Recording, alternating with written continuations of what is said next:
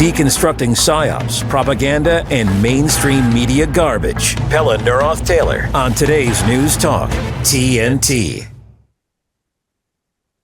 Welcome to the Pelle NEROTH Taylor Show. Well, we're going to spend today's talk, half of it on Europe and half of it on American affairs, since we kind of straddle the divide a little bit. We've got, in the first hour, we've got Gregg Phillips and Jim Robb. Jim Robb is works for NumbersUSA and a nonpartisan immigration organization, and he's going to talk about. So one of the interesting things you see is the way that the Americans, Black Americans, are increasingly voting for Trump, and the blacks were locked in, as it were, to the Democratic Party, brought there by Martin Luther King, and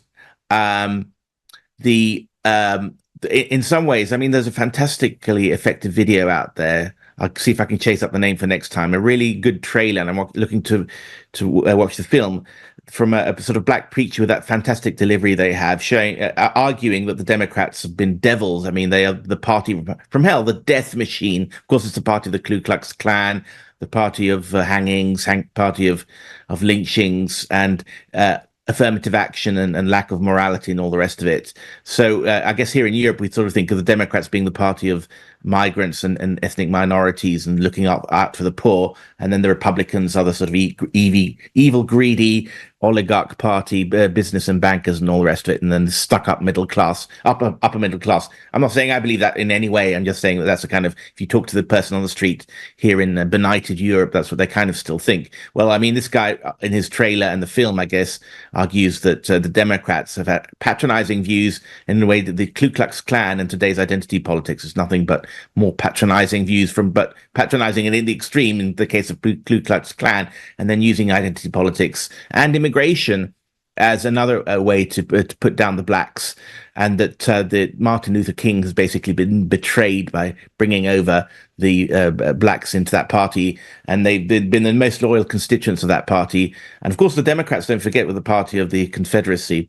Anyway, Jim Robb's going to tell us about how the lower class, unfortunately, which many blacks belong to, the ones with the lowest incomes in the USA, are the most affected by mass immigration. Why? It's not surprising, because many of the migrants take those bottom tier jobs, and so they're competing out people with American passports, often many of whom are blacks, and that could be part of the explanation. I mean, Trump's increasingly broad non-racial base of his support. I saw was it Politico saying that he might win up to 30% of black voters. Now, if you include the fact that black women are still overwhelmingly not going to vote for him, you could have sort of 40% of black males, if that's true. It's an incredible figure if, let's say, 10% of black females are going to vote for him.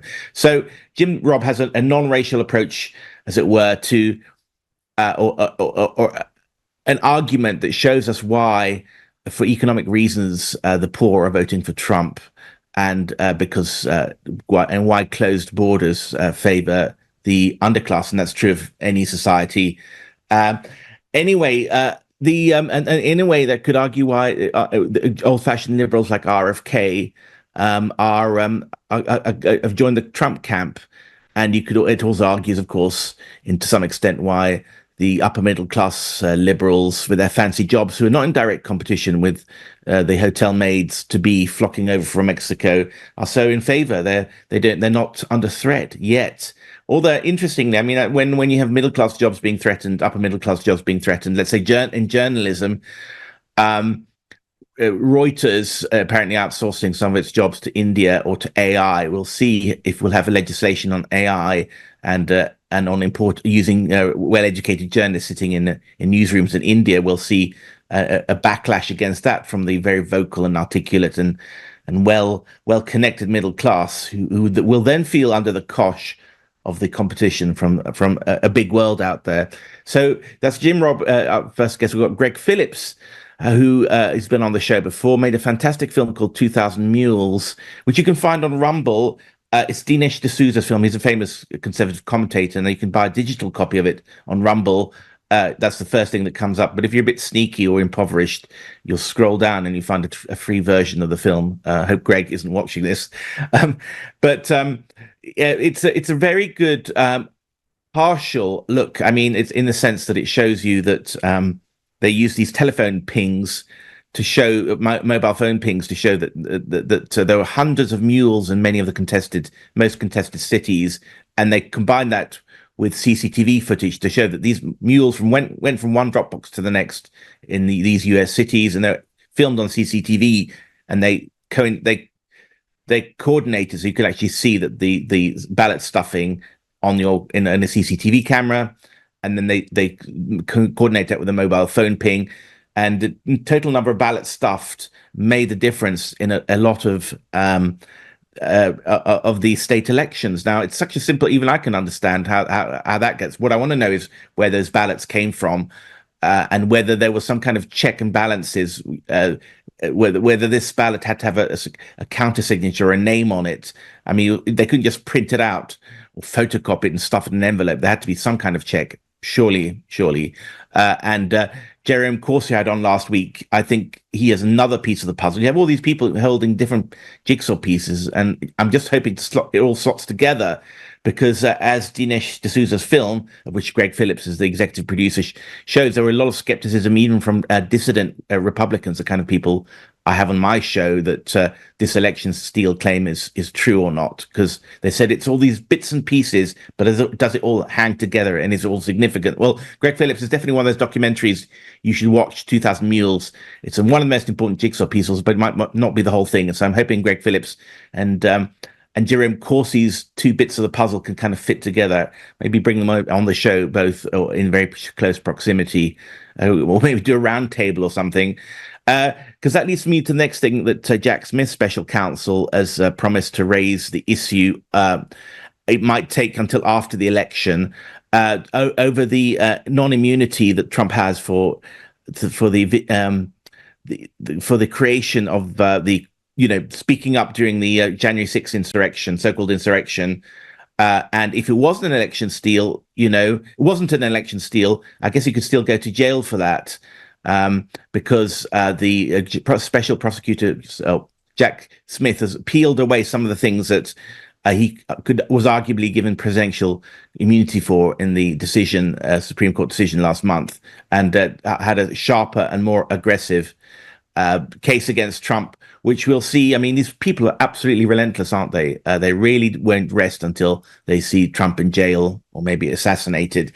And that means that if the election was stolen, we can prove that, then of course the bets are off. I mean, Trump couldn't be sent to be raising an insurrection on the fraudulent case of insurrection. It was a righteous thing that the demonstrators did, because they were protesting against a massively corrupt electoral system that stole an election from a righteous winner. So that's why it's so important to resolve this election steal issue, and we're doing it here on TNT. We've got, I think, as I said yesterday, the mainstream story, the Guardian and the elites out there say, they are moderates, and everybody else is out there is an extremist, anti-democratic, autocratic, authoritarian tendencies rising up, and they have to be thwacked down by the force of righteous propaganda and truth-telling, because by the Democrats, or as it were, Democrats with a small d, all over Europe and the US, these mainstream people, mainstream politicians, mainstream journalists, policing the line against the dangers of new Hitlers arising. Well, that's one narrative, as we know, and it dominates the mainstream. Well, our narrative is led by awesomely corrupt political elites who hold on to power for anything. And we're seeing democratic tendencies in America. Sadly, they were snuffed out in the UK, and Macron worked his way around it in his recent general election. But lo and behold, look at what's happening in Germany. As I said yesterday, the AfD is anti-immigration, pro-peace with Russia, want lower energy prices, and they want to get rid of this transgender nonsense. They came out as the biggest party in the regional elections in some East German Länder. And the second biggest party was the BSW, the Sarah Wagenknecht left-wing version of the AfD. I don't know what makes her left-wing and them right-wing. Anyway, she hasn't attracted the same kind of opprobrium as the AfD. But together, AfD and BSW are about 40 or 45 or 50% of the votes. And that's a significant block. And the mainstream parties, as I said yesterday, the Social Democrats and the Greens and the Liberals and the Traffic Light Coalition. I mean, their support was almost invisible, 5 or 10% or something in total. So people are speculating about Chancellor Scholz's future. So I'm very optimistic, because Germany is obviously the most important and richest country in Europe. And of course, the mainstream media are going bananas. It's Hitler all over again. It wasn't as the German mainstream media and the German establishment didn't do their best. The Home Office Minister, Nancy Faeser, has talked about more internet censorship to combat hate crime, hoping to expand the Central Reporting Center of the Federal Police so they could intervene more actively on social media and ensure the deletion of channels and content they used to spread truly disgusting hate speech. Whereas the political policeman in chief, the chairman of the German equivalent of MI5 or FBI, which is called I can't remember now, but it's got like Organization for the Protection of the Constitution or something. It's called Halden Wang, and he said that we rethink our approach to right-wing extremism because the phenomenon is experiencing change.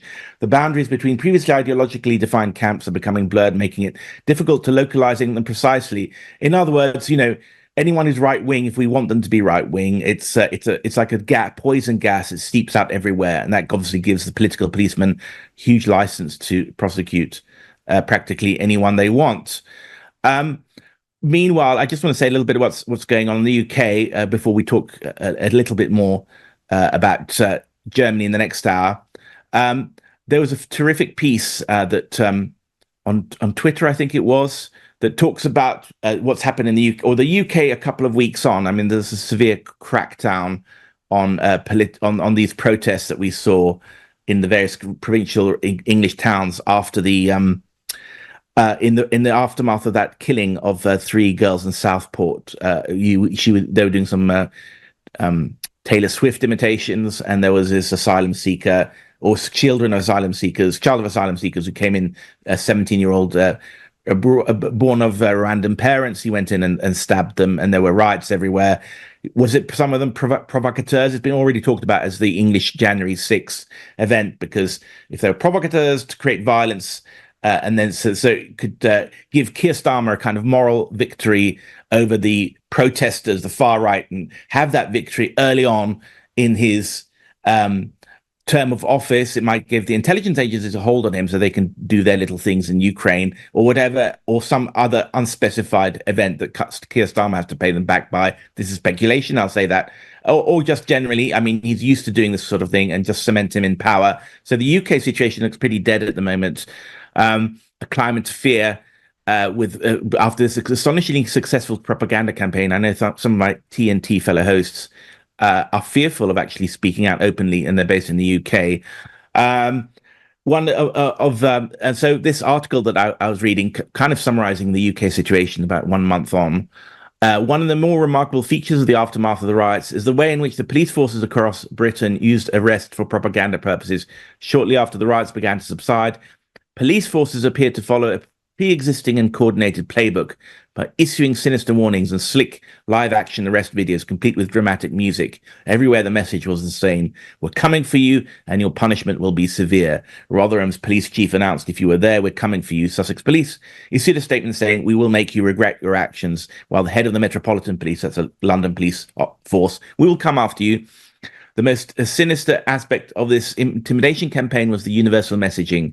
This wasn't a warning to criminals, but to everyone who'd attended or even just observed the protest. Well, I'm kind of repeating myself, but it's good to sometimes repeat things so that it goes in, because otherwise it's just a new day and a new news story.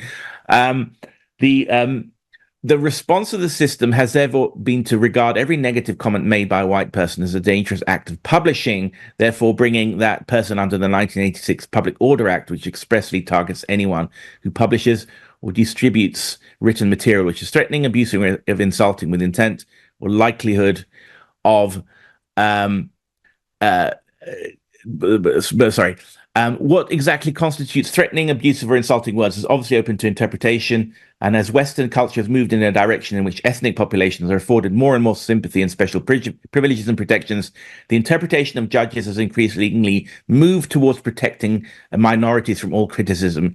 UK judges and prosecutors are also trained in part by the Council of Europe's help course on combating hate speech originally developed in 2015.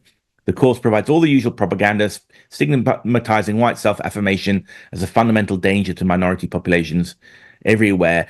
Meanwhile, I mean, sentences of rioters have gone to ridiculous extents, where the authorities recently bragged of imprisoning a man for almost 2 years for shouting at a police dog.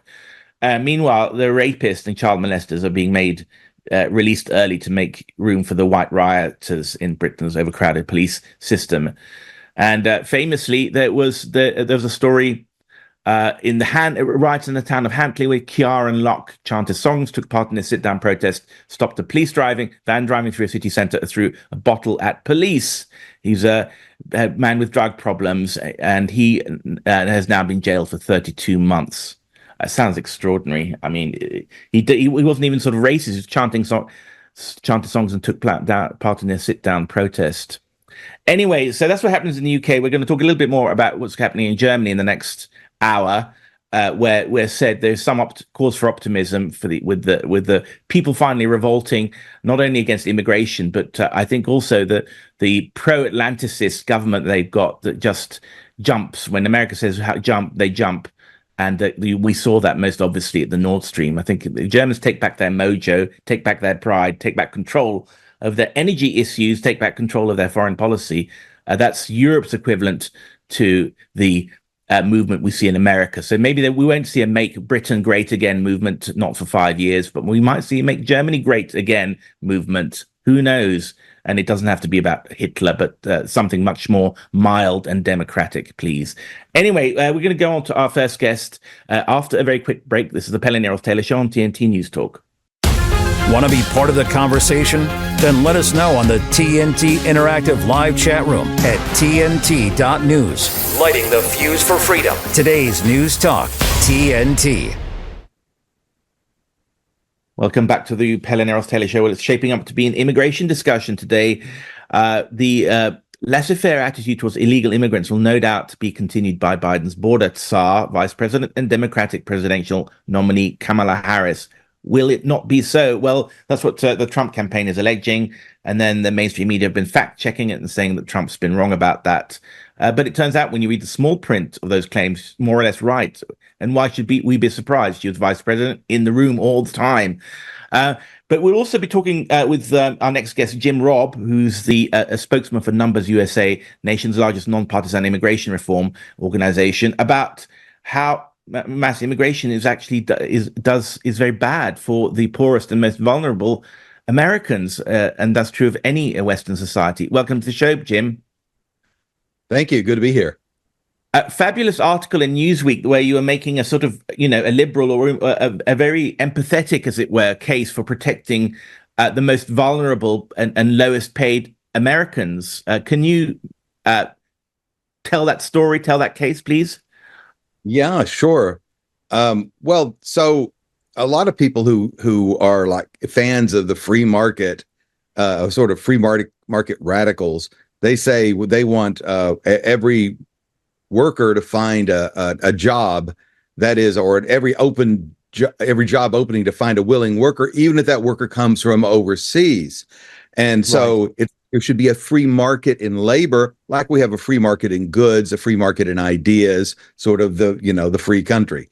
But it doesn't work that way. There's no free market in labor for Americans. And I explain in the article why that is. So let me just take you through that a bit. So first, Americans can't work overseas, really, not often. There are only 6 million Americans living throughout the rest of the world. And we're a nation of 334 million people. So that's remarkably few people living outside the borders. Why? Because most countries limit work for outsiders, and especially developing countries limit work for outsiders because they just don't have enough jobs. But America is like a worker's paradise. There are over 50 million foreign-born persons living in the United States right now, and it's 15% of the entire population. So it's kind of a worker's paradise here. About 35 million of the foreign-born have jobs in this country. So it's an enormous working population. So the question comes up, well, what kind of jobs are these folks doing? And what about the Americans who were doing those jobs? If you look at a state like West Virginia, where there's just 2% immigrant population, Americans are doing all the jobs, really, like hotel maids. If you go to West Virginia, check into a hotel, you'll find that the hotel maids are American, because that's all that lives in West Virginia. And those jobs mysteriously are not empty. They're filled with people who live in that area, right? But if you go to the East Coast, the West Coast, most places in the United States, the Southwest, you'll find that virtually all hotel maids now are recent immigrants. So the question might come up, why can't what do the Americans do who were doing those jobs? And this is where this is the heart of my article. So I looked up the wages that maids in Mexico get. So Mexico sends a lot of people to the United States, as is well known. So a hotel maid in Mexico earns on average $2.75 an hour. So that's about $5,500 a year. Pretty low, right? So if they come to America and get a job as a hotel maid, they're going to earn on average $15.41 an hour. It's about $32,000 a year. So it's about 6 times what they're earning back home. And furthermore, Mexican immigrants send back to Mexico about 17% of their wages that they earn in America. So for that hotel maid, she would be able to send back over $5,000 a year to support grandma and whoever's left in Mexico. So she's able to, just from her humble maid salary in the United States, send back as much as if she'd stayed in Mexico working full-time as a maid. So you can see the incentive for her. It's just like, hey, it's like she never left. She's sending back the same amount of money, plus she's making enough money here to start a new life with our free schools, and for, if you're really poor, free medical care, and of course, excellent police protection, fire protection, highways, all the advantages of American life. But what about the Americans who used to do that work? Up to about 30 years ago, Americans did 100% of those jobs. Well, just because someone else has moved into your job in America doesn't mean you get a college education. It doesn't mean that you have new skills. You're the same person. You're a hotel maid. What do you do? Some people say, well, Americans should go and get the jobs back in Mexico. I mean, there should be, if there's truly a free market in labor, Americans can go to Mexico and get jobs, just like Mexicans can get jobs here. But there's about 3 problems with that. First, Mexico doesn't allow Americans to take jobs in Mexico except in rare circumstances. They're stricter about this stuff than we are. You don't blame them, can't blame them. They've got fewer jobs. So that's the first thing. And the second thing is, if the American could go down there somehow and get a job at $2.75 an hour, how are they supposed to support themselves, much less send money back to grandma in America? I mean, how much can you save on $2.75 an hour? So really, no one really seriously thinks Americans should go down to developing countries and get jobs. Everyone knows it's impossible because the enormous wage differential, because of the work rules being stricter there, for the language barriers. There's so many reasons. America is truly the end of the line for labor. People can come here and get your job. You cannot go back there to the other country and return the favor. Their only hope for Americans to get jobs. I just got to hold you right there, because we got to have a half-hour news break, or continue for about a minute or so. But after the break, I want you to carry on this very line of argumentation, because what does happen to the Americans who are ousted from these low qualification jobs? I mean, do they get a better life? Well, perhaps not, and that's a loss for them. But we'll have that argument after the news break. This is the Pelle and NEROTH Taylor Show on TNT News Talk. Back after the break. Come on, let the man talk. We never censor our hosts. Good. Now talk. Uncensored news. Free speech is alive and well on today's News Talk TNT.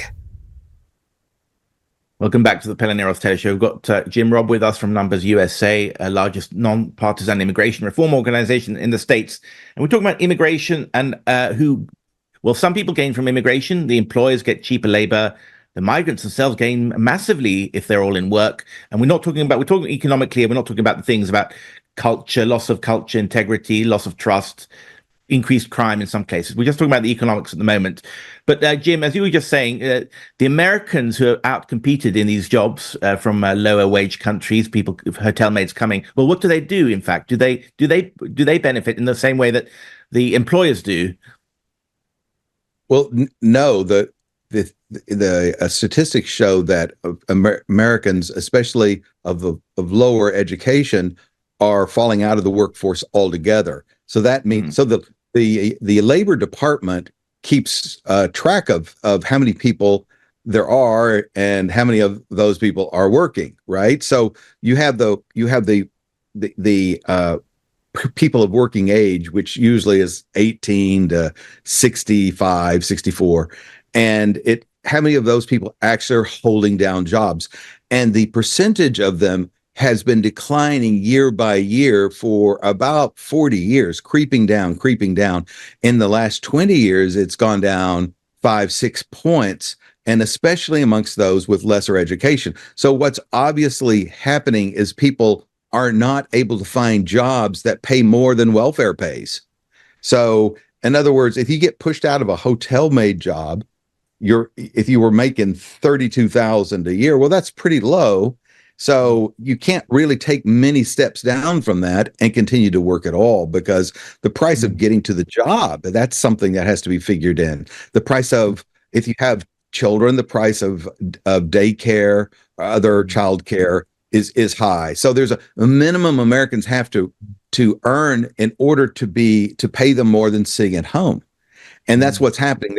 They're being forced out of jobs that pay that living wage, and they're going to that next stage, which is welfare dependency. And people don't want to live like that. They're not happy that way, but they don't have the opportunities. And just because somebody comes in, the thing is, when people come in, maids from Mexico, for other developing countries, they're desperate. They'll take any working conditions. They'll take any wages.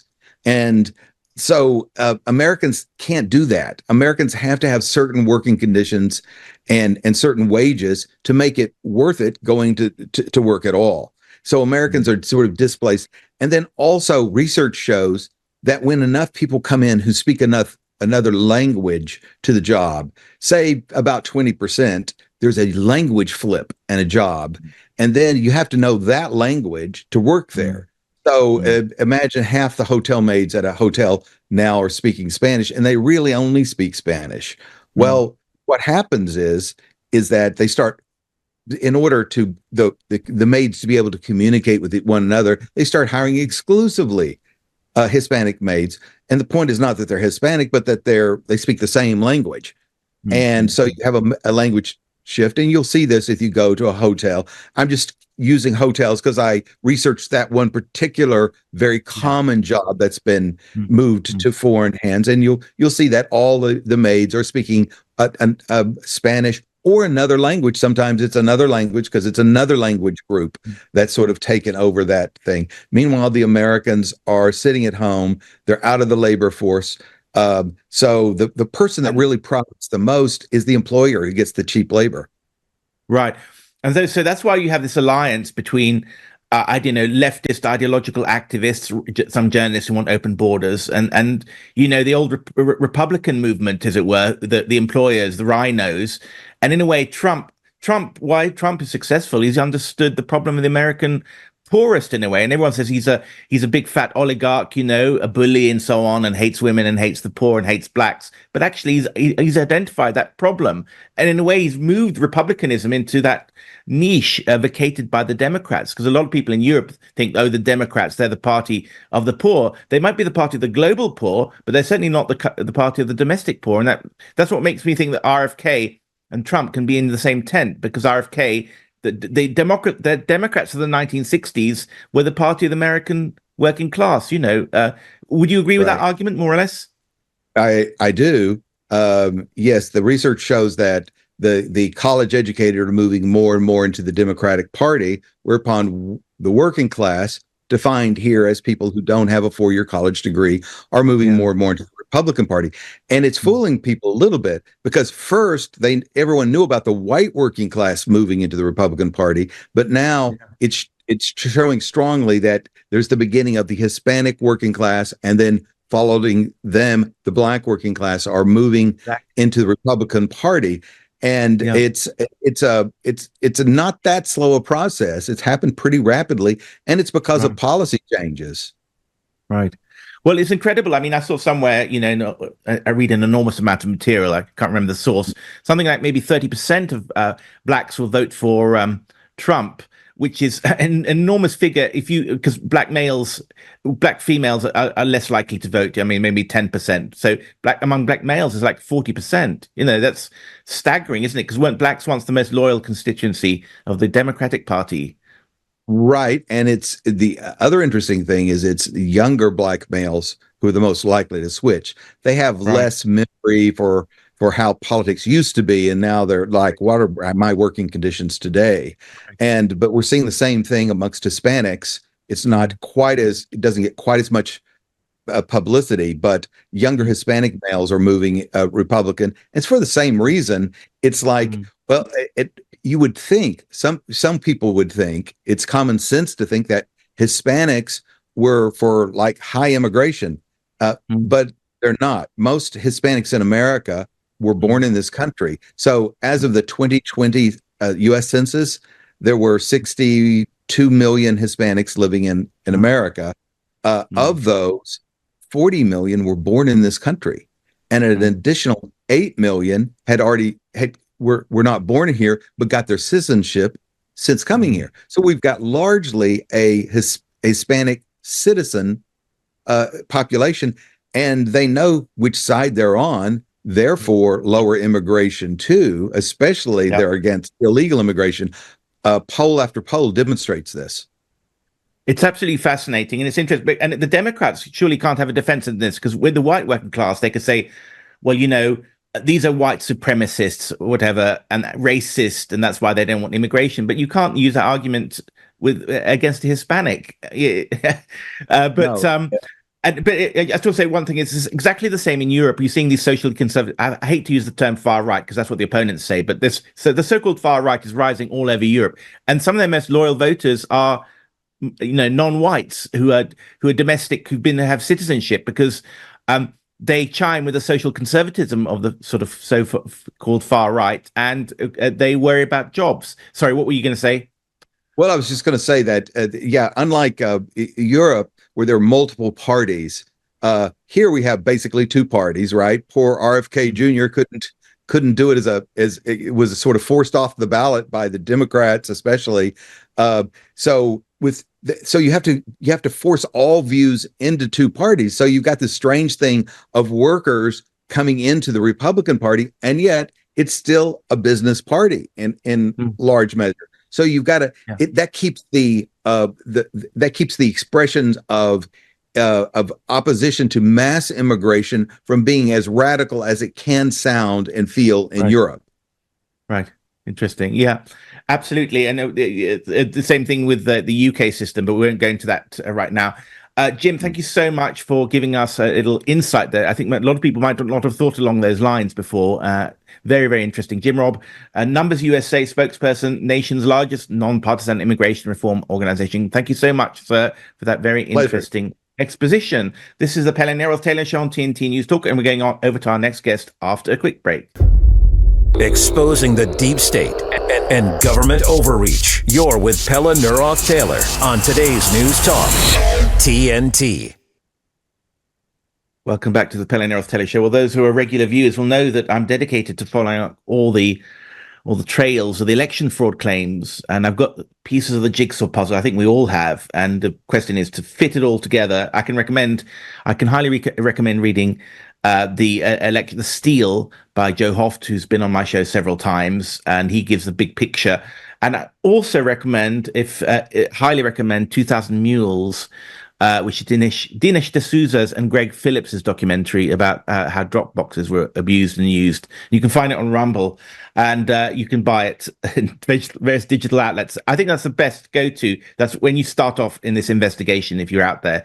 Unfortunately, we can't show it here, but anyway, the star of that film and the executive producer is Gregg Phillips, who's been on the show before. He's also the creator of Ground Fusion AI, the platform that revolutionized targeted political engagement with data on 211 million voters. He's also the host of the top-tier technology podcast, Patriotic Games. Welcome to the show, Gregg. Thanks for having me back. Glad to be here, friend. So, well, we'll talk about 2,000 Mules later and anything else that you come across your radar since we last spoke about a couple of weeks ago. I don't know. But the whole thing about this January 6th so-called insurrection, which the Democrats and the opposition said was a kind of attempted revolution by the far right against America's democratic roots, that falls by the wayside as an excuse. If it was a genuinely stolen election, then the American people were exactly doing the right thing, didn't they? And I think that your film would make a lot more people realize that it probably was a stolen election. But anyway, Jack Smith has decided to re-indict Donald Trump on the events, on the behavior of Donald Trump on January 6th. Can you tell us about that event for a European audience who might not be following all these things, the ins and outs of all the legal cases against him, and why it's important, why it's unfair? Yeah, it's really unfortunate that we find ourselves here. Jack Smith is basically he's a hitman, a legal hitman on Donald J. Trump. They're doing everything that they can do to try to upset the apple cart. Unfortunately for them, I think that the American people are done. They're done with the Jack Smiths of the world and the Joe Bidens and the Kamala Harrises, and they're done with this lawfare nonsense that continues to just pile up against President Trump. Look, I think it's in the end, I think it's actually going to help President Trump because people are so sick and tired of all of this. And people I know. I was in a drugstore here this morning, and was talking to a lady who's an African American manager of this store, and she was talking about just how awful the situation is, and how it's no longer about race, and it's no longer about party. It's about the people against the government. And that's an unfortunate place to be, but it is what it is. I think you saw that sort of play itself out in the whole January 6th mess. They set Americans up. They had all sorts of cameras and whatever else there to facilitate this thing. They had a cop who shot a lady point blank range in the throat and killed her. And if you look at that video now and think, knowing what we know, this was all set up, right? This was a coward standing behind a wall, just a scared little guy, and his hand was shaking as he reached out and shot her in the throat. And you think about those things, and how could that be happening here? I mean, America is supposed to be the bastion of this republic. Is at least for people here in the United States, believe that this is God's great experiments with a republic, and yet here we sit with the Jack Smiths of the world, abusing the system, and the Nancy Pelosi's of the world setting Americans up, and it's just it's an absolute outrage that we find ourselves where we are. I'll just I'll summarize what Jack Smith. He's done a 36-page indictment secured a couple of days ago in an attempt by prosecutors to streamline the case against Trump to address the Supreme Court's ruling last month that concluded presidents enjoy sweeping immunity from prosecution for their official conduct. So the new indictment removes some of the specific allegations against Trump, but contains the same 4 criminal charges, including the conspiracy to defraud the United States. Maybe we won't go too much into the technicalities of it, but it won't be resolved before the election, I don't think, but maybe after the election if Kamala wins. But basically, they don't have a case if the election really was a fraud, because then Trump was doing the right thing, right? Yeah, well, that's exactly right. I mean, you couldn't have said it better. I mean, Trump was doing what he needed to do. One of the hard things about being a leader, and you think back even to Winston Churchill and all the great leaders of time during troubled, during difficulties. The challenge of being a leader is you have to accept inputs from all over the place, right? I mean, you've got people from this side, from that side, from all over the place, giving you input saying, this is happening, that's happening, you need to do this, you need to think about doing that.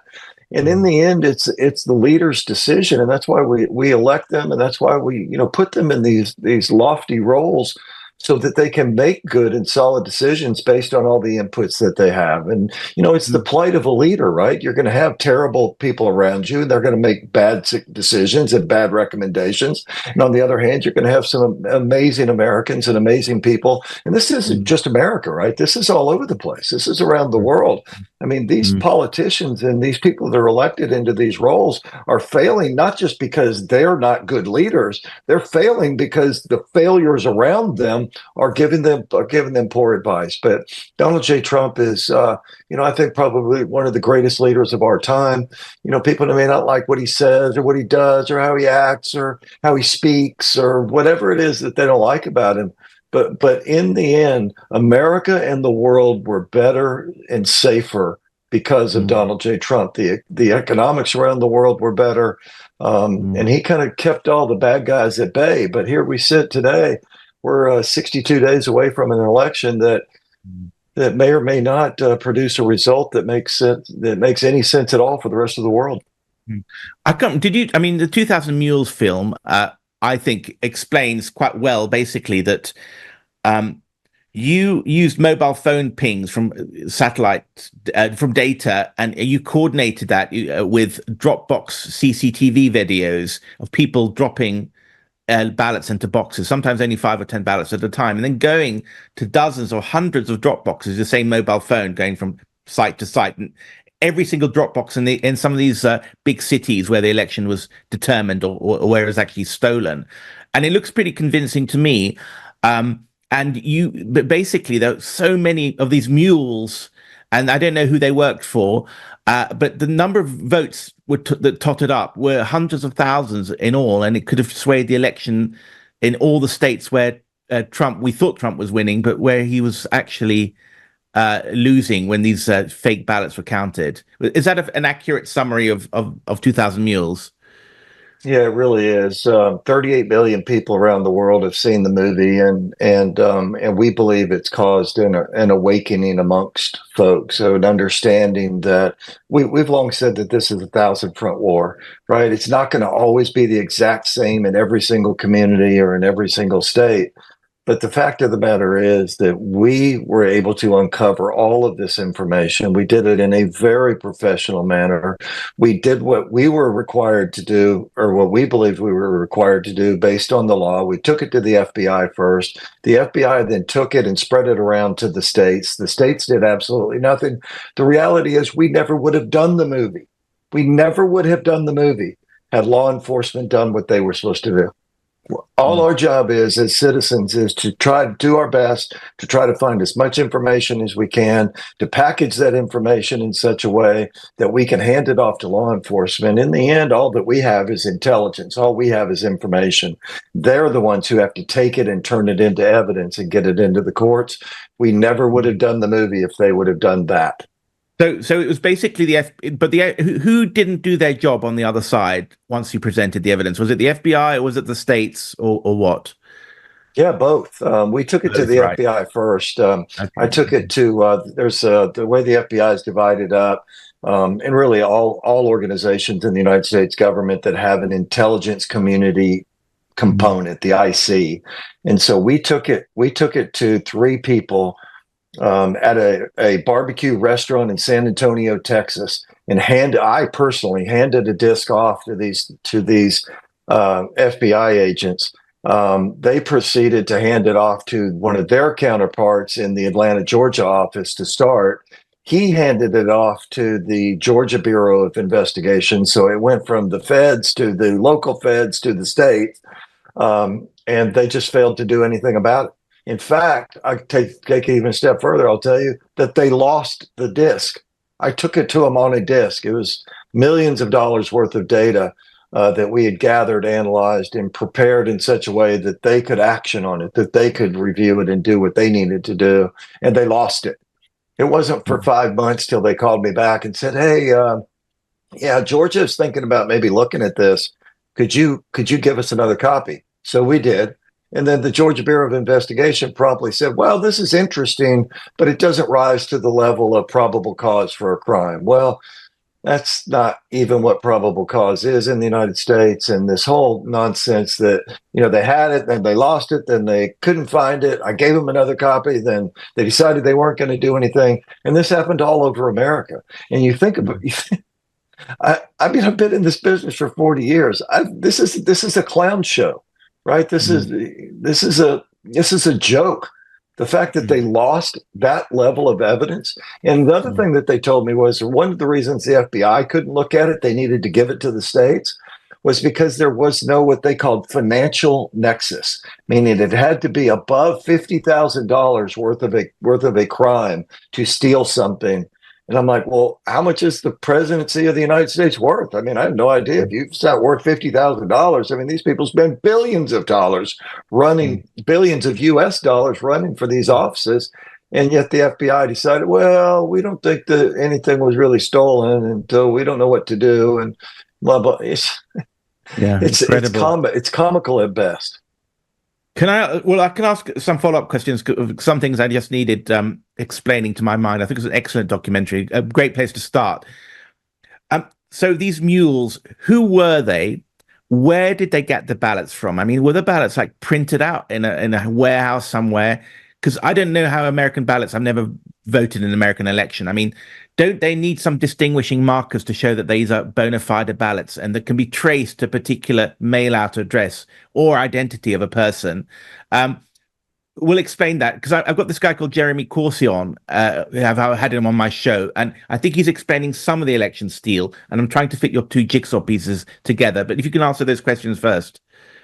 Yeah, we know Corsi, and we know what he's looking at. We evaluated that situation that that some people brought to him from New York. And, we think that there's some interesting stuff there. But again, the reality is that there are 25 million of those 211 million people that you mentioned at the top of the show that we have in our database. 25 million of them are not eligible based on where they live. Forget everything else. Forget they might be dead. They might be illegal aliens. They might be all this other stuff. But 25 million of them don't live where they were registered to vote. And so what happens is, now imagine a handful of those people are still getting mail-in ballots. And where does that mail-in ballot go? Well, there's all kinds of ways that they do it. They get them sent to certain places. They go pick them out of people's mailboxes.